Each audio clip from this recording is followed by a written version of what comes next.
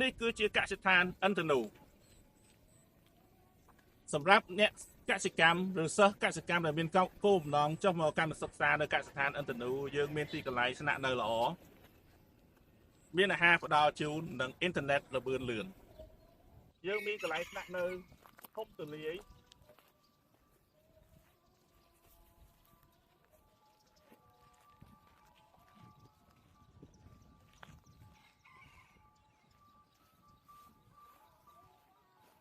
នៅក្បែររោងដំណាំរបស់យើង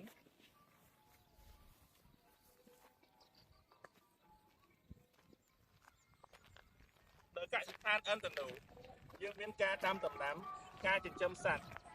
បាទហើយនៅក្បែរទន្លេសាបគឺយើងអាចពង្រីកទៅដល់វារីវប្បកម្មក្នុងការចិញ្ចឹមសត្វត្រីនិងសត្វទឹកជាច្រើនទៀតនេះគឺជាទេសភាពក្នុងបរិវេណកសិដ្ឋានថតចេញពីផ្ទះសំណាក់បុគ្គលិកនៅក្នុងបរិវេណរបស់យើងមានអាងចិញ្ចឹមបង្កងដ៏ធំមានបរិវេណសម្រាប់ចិញ្ចឹមសត្វអាចជាទាជាមាន់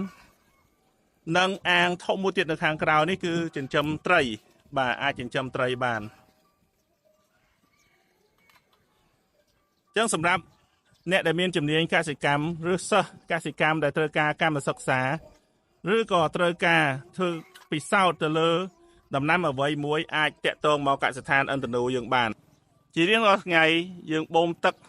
ពីទន្លេសាបនៅមុខកសិដ្ឋានរបស់យើង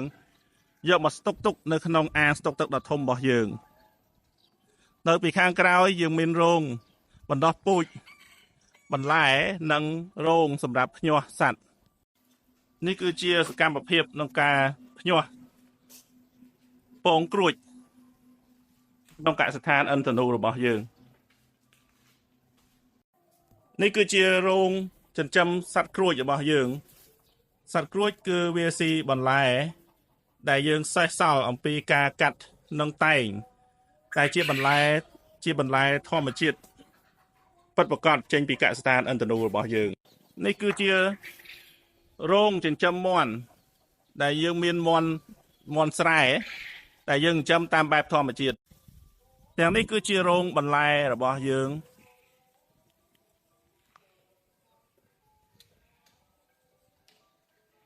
នេះគឺជារោងពិសោធន៍ដំណាំថ្ងៃនេះ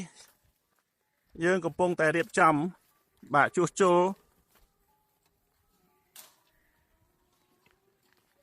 រោងរបស់យើងនេះគឺជារោងបន្លែខាងក្រៅដែលមានត្រពាំងបារាំងមានរនោងពស់មានតឡាចមានម្រះសម្រាប់ប្រើប្រាស់នៅក្នុងកសិដ្ឋានសម្រាប់បុគ្គលិកអាស្រ័យផលហើយខាងក្រៅនេះគឺជាសួនការមជ្ឈូព្រឹក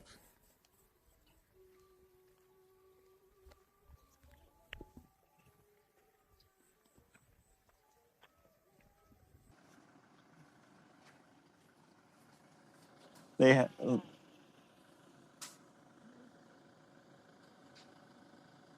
អូខេបាទខាងក្រោយនេះគឺជាវាលសម្រាប់យើងដាំដំណាំផ្សេងនៅក្នុងរដូវកាលនេះគឺយើងសាកល្បងដាំល្ង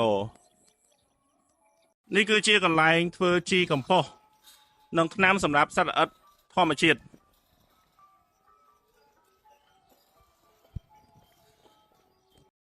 នៅមានគម្រោង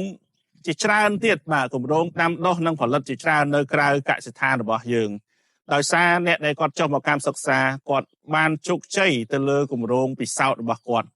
ហើយគាត់មានគំនិតទូរកិច្ចដូច្នេះហើយទើបកសិដ្ឋានឥន្ទនូរបស់យើងបានគាំទ្រគាត់តាមរយៈការវិនិយោគទៅលើគម្រោងដែលគាត់យកទៅធ្វើនៅខាងក្រៅបាទកសិដ្ឋានយើងមិនត្រឹមតែផ្ដល់កន្លែងសម្រាប់ពិសោធន៍និងរៀនសូត្រប៉ុណ្ណោះទេគឺយើងចូលរួមវិនិយោគទៅលើអ្នកដែលចុះពិសោធន៍ទាំងឡាយណាដែលចង់កសាងអភិវឌ្ឍសេដ្ឋកិច្ចគ្រួសាររបស់ខ្លួនតាមរយៈកសិកម្ម